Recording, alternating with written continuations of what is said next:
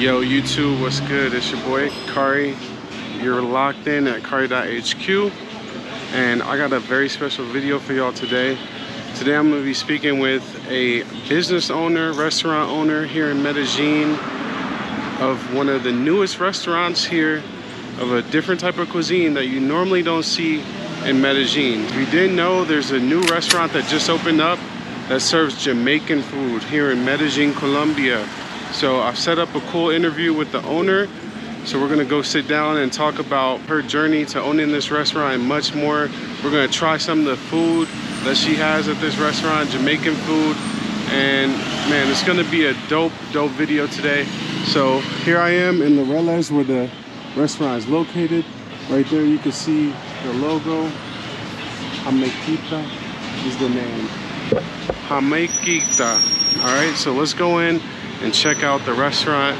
And then, like I said, later on we're gonna be speaking with the owner.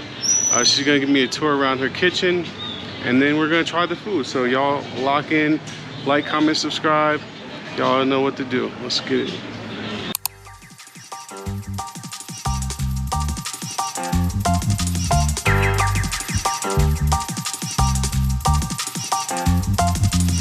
The bar over here, the bar area, the seating area right here, a little bench area over there, and then upstairs is the kitchen, and then you got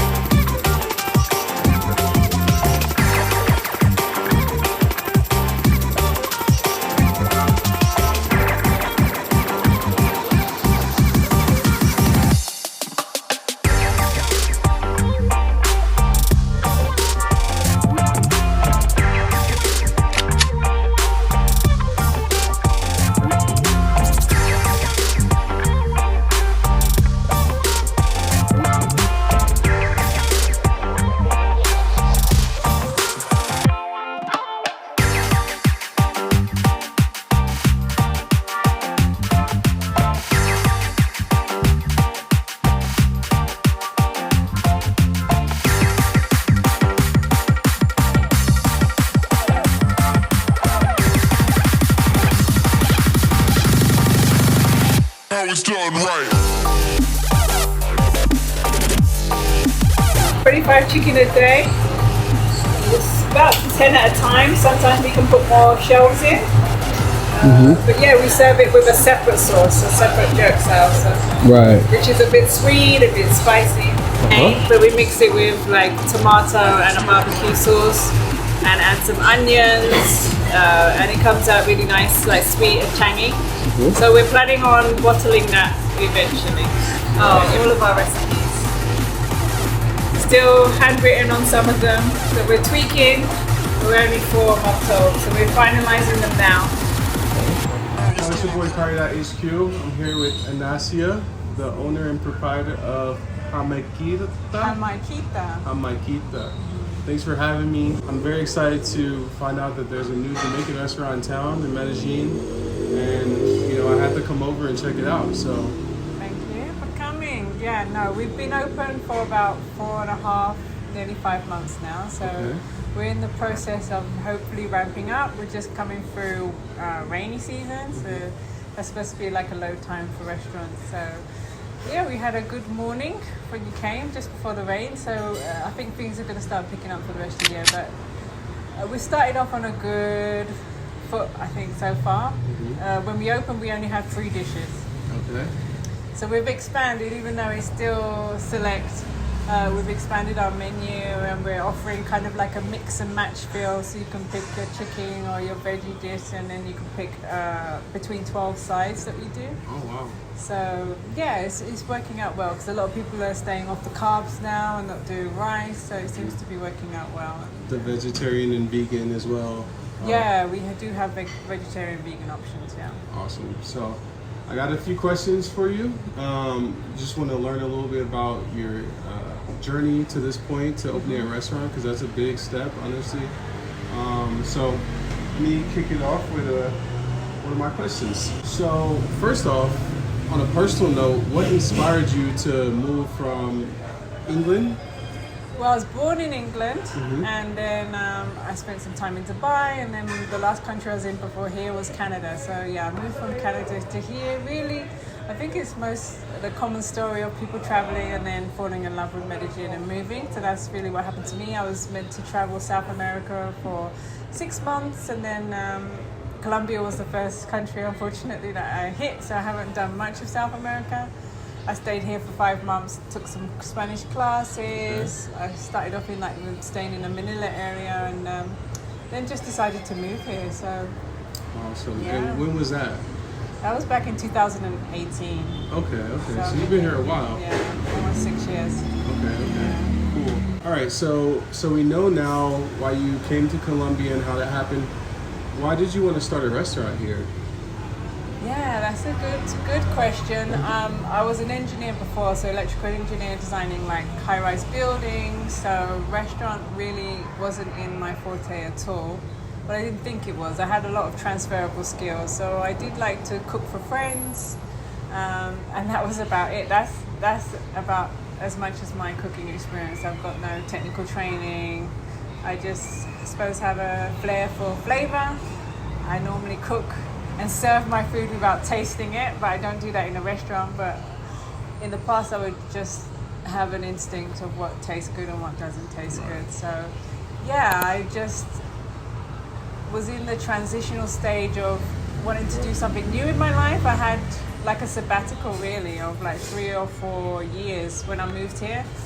I was hanging out in coffee shops and really just... Were you doing the digital nomad, like working from I did Canada? Afterwards, yeah. So I started off 3 or 4 months and then running out of money. And then I got a job as a project manager because I'm part Canadian too. I spent 6 years there, so I got a contract for working as project manager. And and then it just wasn't working out. I wanted to stay here, and it's like, what can I do to stay here? And really it just popped into my head the idea of doing a restaurant, and then I just popped into my head September. I got the keys in November, and then I opened in December. A little quick. So I opened in 5 weeks. So yeah, sometimes I still pinch myself because it all happened so fast. I really didn't have any fixed recipes. When I got the idea in September, I was trying stuff on friends, and then I was really getting bored because even though I cook, I actually don't like cooking. It was an excuse for me always to cook for friends so I can have rice and peas because it takes a long time. Yeah. But yeah, so I thought, let me just get into the process of just opening a restaurant and see what happens. Have you always been the type of person that just takes action like really quick? Yeah. Yeah. Okay. Yeah, that helps, I think, when you're trying to be a business owner and stuff. You'll get cold feet and you just do it. Yeah, without the fear. Yeah, exactly. Awesome. All right, so what were your biggest challenges starting a restaurant in a foreign country, and specifically Colombia, of all places? Biggest challenge? Amongst many, I'm sure. I would say probably what most people say, personnel. Finding right staff, and it's probably not what you think. Getting reliable staff. To start off with, it was people don't turn up for interviews, so it's a different culture here in terms of commitment and just calling and saying, sorry, I've got something else, you know, they'll just like not answer or something. So it's a different culture for sure. So that was something to get used to, but to be honest, I've got a good team. It's just having them work as a team. So it's people management now. I've got everybody individually is great. It's how do I bring them together? So I'm still working on that, how to bring them together as a team. But yeah, that's my biggest challenge I have with the staff. Yeah, Colombia culture is a lot different for you guys from the States or the UK or whatever. I could tell you that I had to adjust as well, getting used to even the service, right? Like they don't serve in the same way. It's not a tip culture here, so a lot of people, you know, don't think in the same way. Let me earn tips, you know. So making sure that was a challenge. Yeah, exactly. I mean, well, for me as well, like, I have business friends who own restaurants, and they told me how like difficult it is with owning a restaurant, and I wasn't listening apparently, but yeah, it's like a 9 to 5. I mean, not 9 to 5, it's like, you know, I'm supposed to be working towards retirement, but I'm working instead like 8 o'clock, 7 o'clock in the morning, ordering food till 11 o'clock at night, you know, and then doing it all again the next day. So it's definitely a different culture in terms of that coming in, and trying to get my staff as well. You mentioned about tipping and stuff, like understanding it's a different culture, because most of my restaurants, like 95% of my restaurant is like expats. Right. So they're used to, like you said, a different service level, and the staff normally just sit back until you call. It's like, no, they're waiting for you. They're having a conversation, but they're waiting for you to come and bring them the bill. They're waiting for you to come and take the order. You know, they don't want to call. So yeah, I'm getting them used to making touch points, checking that, you know, they don't miss salt or anything else.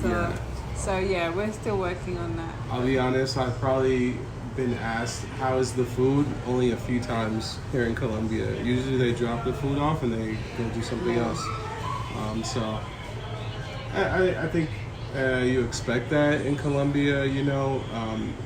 People always tell me when I get mad about it, you can't expect the same service at home in someone else's country. So, but it sounds like you're working on getting a balance. Yeah, for sure. Because I'll say, you know, we've missed the plate. This is an opportunity to say, no, I ordered a side of plantain, I haven't got it yet. So it's better to check on them. Yes. Just make sure they've got everything, or they might see someone else's plate. So that's an extra sell for me. It's like, oh no, I want some of that mango salad. I tried it. Yeah. So let's do it. Yeah. So they're learning, they're seeing that they're getting extra drinks orders, or they're getting extra this when they do that touch point. Awesome. So as we know, Colombia is a Spanish-speaking country. I'd love to hear a little bit about how you overcame the language barrier. Okay. Still, I'm learning. Yes. Because there's different levels of learning another language. Like, I am conversational and one-on-one conversation. When there's group chat or people yelling at you, jokes, like jokes. They're always telling me jokes, and it's just over my head. Like, and there's a lot of new words even in the kitchen I'm learning. So I said to them, I need to get a board so you write it down. So I'm good. They have a lot of patience with me to describe stuff, and they still included me in conversations, so that's good. But I can explain what I want to do, but it's having a different relationship on a friend level, or understanding what they're talking about, especially if they'll start a conversation and they don't tell me the topic. I'm a little bit lost. They first say chicken curry and then say, oh, we need to do this, or we need some more powder, or we need some... Tell me the topic first, and then tell me. And I also tell them, talk to me like I'm 5 years old, like basic Spanish. We're still working through, but we're getting there. Did you said you took Spanish classes, right? Yeah. Okay, so that's how you learned and got your skill level Yeah, my up. basic skill, So definitely I have no problem. At first I was nervous talking Spanish, but now, you know, if I make errors, masculine or feminine, and get that mixed up, I just continue. Yeah. What about like the legal side of things, like getting the business set up, and did you have like a bilingual lawyer to help you or something like that? No. See, I just had a lawyer sit down with me, but she's purely Spanish. So we went through the contract. So I had a lawyer to go through the contract and negotiate the contract with me. So I'm only in this place currently for a year. And also, you know, she helped me because they raise it every month and negotiating that sort of things. But it was kind of a standard rental contract, so it wasn't anything that was too complicated. And I already had an accountant because I've been here 6 years, and you'd be 6 months in the country, you've got to do your taxes. So I already had some contacts. So I already had the lawyer for other reasons. I already had the accountant. Okay. So that was nice to just reach back out to them, and I already had relations. So that's good. And I had a bank account. So I had basic stuff because I had a cédula before. Yeah. So yeah, it was very straightforward. Yeah. Okay, awesome. I'm sure a lot of people will be happy to hear that, the ones that are looking to start a business. All right, so we know your restaurant is a Jamaican restaurant, but is there any way you could describe the theme of your restaurant? Is it like a chill place? Is it a formal place? What is the vision with your restaurant? I would say I achieved my vision. I just wanted like cozy, a community space. Is like off the back street of the main restaurant area, which is Nutibara in Loreles. So it's off the main street, and you know it's quaint. So I just wanted a home style feel, and the feedback I'm getting, they feel like they get the home style food and they feel comfortable. People stay and have a drink or chat with somebody on the neighboring table. So I'm definitely achieving what I aspired. You do have good Wi-Fi. I think that was essential to getting people to be comfortable. Definitely, yeah. We have Wi-Fi here. We're still getting our bar scene up. So we want to start selling cocktails soon and maybe doing themed nights on the types of music from Jamaica or even some R&B or something like that. So we want to just get some theme nights in and maybe some cocktail promotions to get people in during happy hour. But yeah, no, we at the moment with the food and the basic drinks, people are happy. Yeah. I see you got the Hennessy up there, so I'm sure a lot of y'all will appreciate that. So much fun. I think it's me and one other guy, the main people who drink it. Yeah.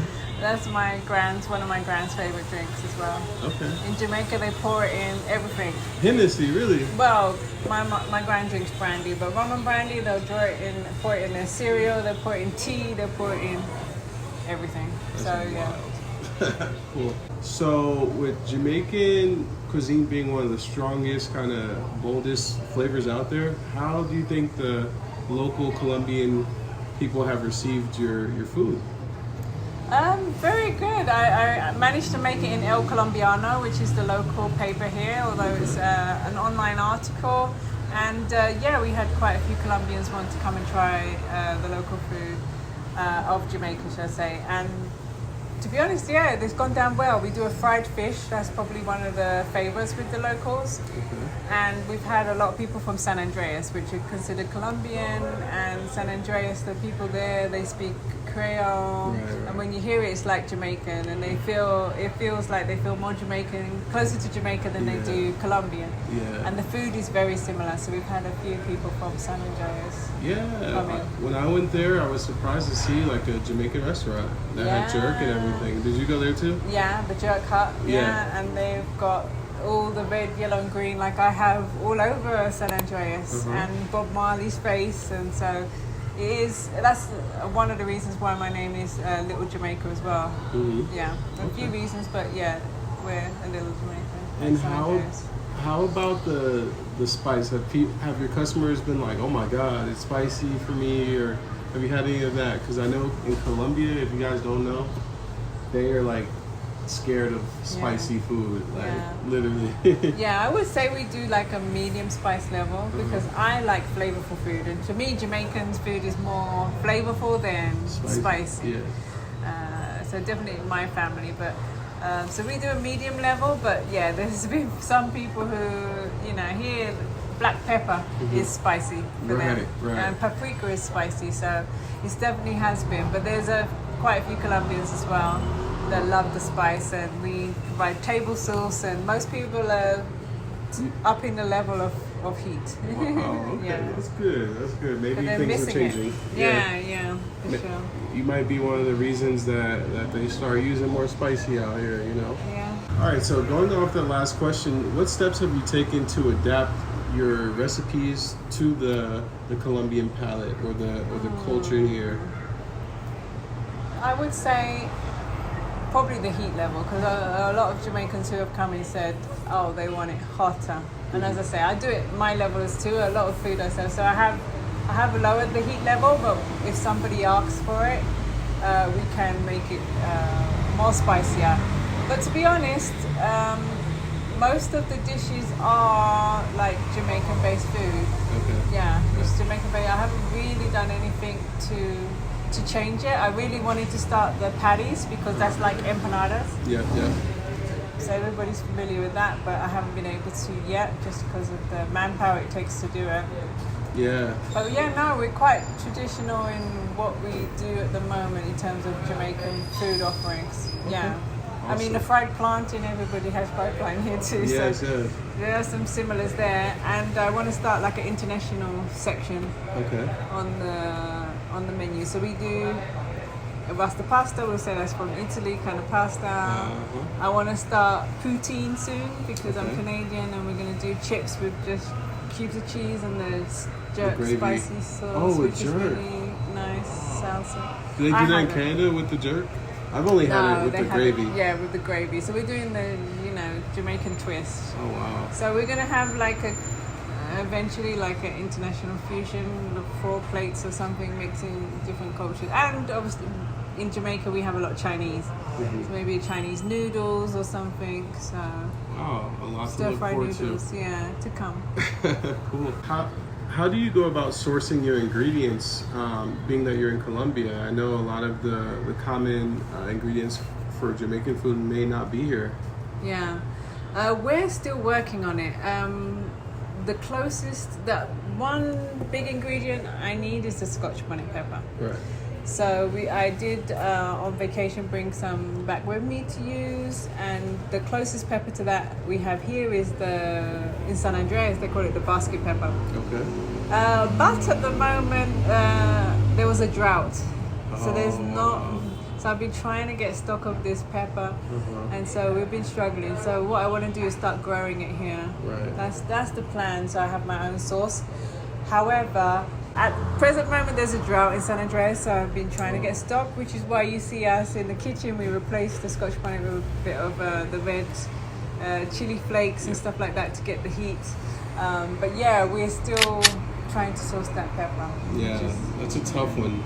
Even in the United States, it's tough to find if you don't know where to go always. So, is that indigenous to Jamaica only, or is it? Do they grow? No, I think a lot of the food we have in Jamaica is in Ghana too. So they have ackee and stuff like that. I think they have Scotch bonnet as well. So there's a few places, And to be honest, the ahi basket is a little bit less heat, but it's very similar flavour because the Scotch bonnet has like a fruity flavour too. So it's really good. Okay. And you said you might try growing that here. I want to try and grow the San Andreas pepper because it's Colombian pepper, so I should be able to just get the seeds. It's not importing anything, so that would be my goal. Wow. Hopefully you can do that because how green the city is, I feel like anything could grow here. If you nurture it. So for the next question, I'd like to ask you, how did you market your restaurant to locals and to expats?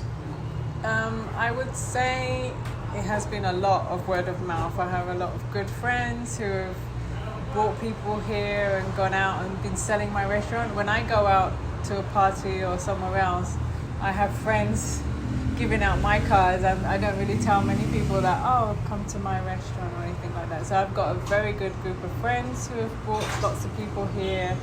Also, I've been using Instagram, which is big in Colombia. So Instagram, I don't post as much as I should. And it's just been growing steadily. I didn't realize there was like a reggae community here as well. Okay. So we did get involved in selling food at a reggae event. Awesome. And I've met some dancehall dancers who helped me get Laura, she helped me get an interview with the El Colombiano. Awesome. So that was a big stepping stone for me too. So yeah, at the moment it's still word of mouth. I need to start practicing on my Instagram, but we will be at Negro Fest, which is happening this coming weekend. So we'll be selling food and then advertising ourselves there too.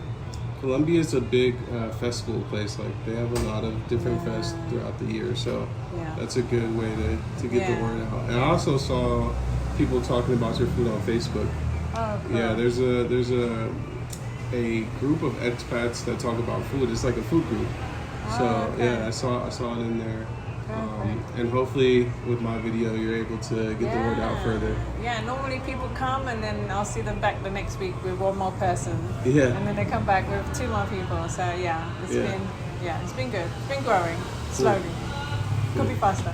All right, can you share a memorable feedback or moment that you received from some of your customers that really impacted you since you started your business? I had so many good reviews. The most memorable ones, though, are probably the bad reviews. I've probably had two bad ones. A couple of people said no salt or something like that, but the two bad ones are people who have never entered the restaurant or tried my food. So one of them was a girl who just saw a photo. This was at the beginning. I have no idea on plating food or making it look pretty on a homemade cook, and she was just saying, "Oh, nice, you opened a Jamaican restaurant, but the rice, I want to just tell you, the rice looks dry, and I think you should do something about it." That was the thing, that you should do something about it. I said, my only response was maybe come and try it. And maybe an hour or two later, I thought, let me look what she looks like. And I clicked on her story. Well, I went to click on her face, but to just see what it looks like. And her story was all about me. Wow. And saying, oh, I gave this restaurant feedback. I wouldn't tell my friends to go there. And I was thinking, I haven't even opened yet. Yeah. I thought, you're trying to sabotage me and I haven't even opened yet. So I told her not to step foot in my restaurant, but that was because it was just like rude. Yeah. Like, come and try it, that's all I said. And another one was, you mentioned that there's a lot of Facebook groups and there's a lot of communities. So there's a vegan group here, and I used to be vegan and I have vegan dishes, and I had a great vegan review, so I posted that on the vegan group. So I want to try and bring more people here who are vegan. And I just said, I got this great review for my coconut sweet potato dish, come and try it. And someone posted and said, you are not allowed to post here because you sell meat. Wow. And then they said, if you don't take your post down, I'm going to leave you a bad review. Wow. And then they left me a 1-star review and said, she's got dead birds everywhere, don't come. Wow. And it was like cooked chicken on a plate. Right. So, so some people are really serious. Yeah, that's unfortunate. There's a lot of good and bad with Facebook, but even me posting stuff on Facebook, I learned that it's like people will say the most craziest things on there, and then you'll go to their profile and there's no picture or something. It's like always those weird people. But sounds like you developed tough skin from those reviews and things like that. Yeah. And I think there's always going to be some haters. It just means you're doing something right. Yeah. No, I'm glad. I mean, most people have been great, and everybody, we welcome the feedback. I'll cook. Sometimes I'll try it on the staff, or sometimes I'll try it directly on the customers. So it depends. So since you've done it, I was wondering if you have any advice for anyone that is looking to start a restaurant in a foreign country, and specifically Colombia. Okay, advice. I would definitely say, obviously you mentioned about having the second language. So if you don't know the language, I would definitely get a translator or an assistant to help you. It's independent. You get a lot of recommendations here, so there's a lot of communities. We talked about Facebook, but there's also lots of WhatsApp groups, and in where I am, Laureles, there's like a group of WhatsApps who are all the restaurant owners. And so definitely being on the ground, speaking with people, making connections is I would say quite easy here. Awesome. So but the language would be the first thing to make sure. So learn the language, guys. If you're gonna do it, probably learn the language first, and it'll help you out a lot, I think. Yeah, and the laws are different. What you think is one place is different in another place. But I would say, because I set up in 5 weeks and got my license and stuff like that, knowing the right people, and it can be smooth, and it is to me a lot smoother here. But like some people say, when things can go wrong, they can go really wrong here, and you're in the wrong country. And so it's just being careful of how much to invest. I wouldn't, I think the place looks quaint, but it's basic. I couldn't afford to put cushions on the back. There's something I said, okay, let's not do that. Let's just put cushions on the seats. That's the most important thing. So it's just basic, and don't spend 100,000 doing glitz and glam. Just start small and build up. So we have been doing that. Makes a lot of sense, for sure. So a really important question for you. how do you balance the demand of running a restaurant with your personal life? That's a good question. I'm still balancing. I've been able to get some really good cooks, and so I trust them. So the first step after about 3 months, well, I've lost weight, so that's another thing. So I'm looking to put on weight. Even today, I started my lunch, and then things started happening, and my lunch is still sitting upstairs. So you do find that you give yourself to the business, and you lose yourself. So I'm trying to find that back. I used to dance a lot and stuff like that, so I'm trying to get my life back, to be honest. And give them some more independence, let them make decisions more, that they don't have to contact me. They have the keys now. I've had them for like 3 months, so I started giving the keys, so I don't have to open. I don't have to be here to close, which is the most important thing to start off with. I still have my phone on silent, so sometimes they'll go to the shop to me and ring, but I still have my phone on silent. So I still hate the ringing and tinging of the phone. So I still have those sort of things, but going to the gym and take care of myself, I'm still balancing, but that's my next priority. Yeah. I bet that was a big leap of faith to start giving responsibility to them, right? But I have cameras everywhere. So. You gotta have cameras everywhere in Colombia, right? Like, I noticed that about Colombia, is like surveillance everywhere. So. Yeah, no, it's good to have the cameras, and that gives me, I say I've got my own reality TV show, because I can just sit there and watch them, and it's really interesting to me. Someone will say, "You're just watching?" It's like, yeah, I'm just watching. So yeah, I have my own reality TV show at 𝐦𝐨𝐬𝐿. So yeah, it's interesting. So, do you have any future plans with the restaurant, and could there be a possible expansion? No, 100%. When I first had the idea, I knew I probably want 2 restaurants. Hopefully start a sauce, like a product range. So sell merchandise. Like, I really feel like my branding is really good. My logo is really good. So sell mugs, t-shirts, but I also want to sell like sauces. Like a lot of people have asked me, I do a table hot pepper sauce, the jerked table sauce as well, and the marinade. So that's things that I want to like start selling in the future. Okay, that'll be good. I look forward to that. So maybe I could do the jerk at home or stuff like that. And salmon and stuff like that. Absolutely.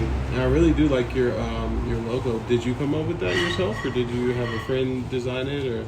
Well, I knew I wanted the reggae colors. I knew I wanted the national bird. I love hummingbirds. The national bird of Jamaica is the doctor bird. And to be honest, I typed it in AI. Oh, wow. And I was a little frustrated. I had a designer. I was trying to relay my design, and it wasn't coming through. Yes. And so my friend said, just type what you want in AI. And the first 4 pictures would come out. One of them was this. Wow. And so I was like, that's exactly what I want. And it took seconds. Yeah. So. Hey, AI is coming in strong, you know, for people that are trying to do things on their own businesses, like even me. It comes in handy sometimes, and you don't have to use it, but it's there for us to use it, so why not? Yeah. To wrap it up, I just want to know, what do you think is the most important thing for a successful business owner to have? Yeah. I would say balls of steel. Okay. Yeah. You gotta be fearless, to be honest, because like you said at the beginning about that stopping you from making decisions and doing something that you have a passion about. So being fearless in terms of just taking action, as well as just knowing yourself. I mean, you know, you have a lot of friends and everybody wants to give you input and advice, so being able to filter out what's not important and decide what is important, because sometimes you can get deterred. Like, people can put their fears on you. Right. No, you need to do this, I honestly didn't do any market research. And like, I spoke to another restaurant owner, and they said, well, who knows Jamaican food? Like, it's not that popular, it's not worldwide. But I had faith that this could be good and successful. So it's, you know, knowing and sticking to yourself, and That's awesome. You're the warrior. I think you gotta think for yourself sometimes. You let other people creep into your mind, and you might not ever do what you want to do. Doubts in. Yeah. Well, thank you so much for sitting down, taking a moment from your super busy schedule to chat with me and everything. And hopefully next up we can try some of the food. Yeah, for sure. Let's do it. I'll send you some photos too. Cool. All right, guys. First up, we got a signature dish for any Jamaican restaurant. You guys know what it is. It's the jerk wings, which get a nice bath in her signature sauce, and they have a very great grilled flavor, I must say. I love them. You will too. And next up, we have a cult favorite, which is going to be the oxtail. You gotta have oxtail in any Jamaican restaurant. It's one of my favorite dishes of all time, and she did not miss on this, man. The flavor was excellent.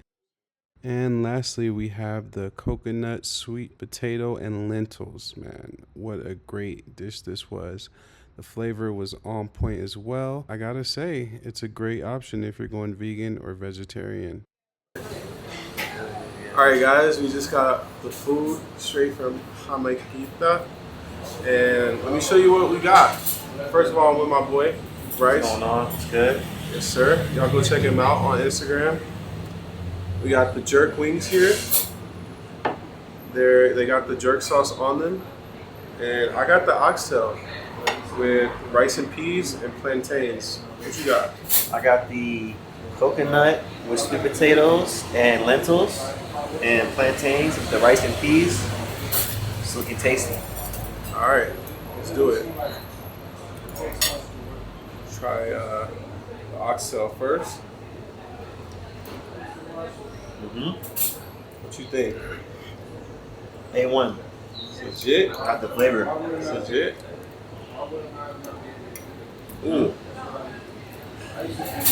Wow. Wow. This is the real oxtail, guys. The real deal oxtail right here in Medellin, Colombia. Try out this rice and peas. This sauce is to die for, yo. I need to hurry up and get down here. Straight up. It's nice. It's got a nice little kick to it.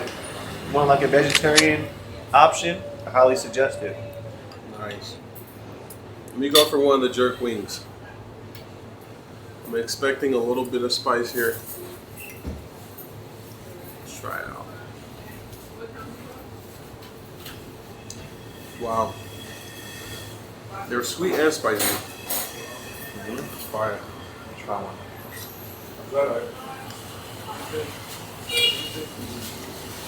Man, that's a 10 out of 10. She hit on everything. So, delicious. we're about to finish this food up and get up out of here. Hope y'all enjoyed this content. Make sure to like, comment, subscribe to the channel, and get down to 𝐻𝐸𝐸𝐿 and get your plate ASAP. ASAP, man. And tell them Kari sent you, tell them you saw my video. Make sure y'all show 𝐤𝐸𝐬𝐷 love when y'all come in here and represent well if you're coming from Kari.𝐻𝐞's channel. Special thanks to 𝐤𝐸𝐸𝐷 and 𝐻𝐸𝐸𝐸𝐷 and the staff here for preparing this beautiful meal for us and sitting down talking to us for a little bit. Thank you guys. I'm out.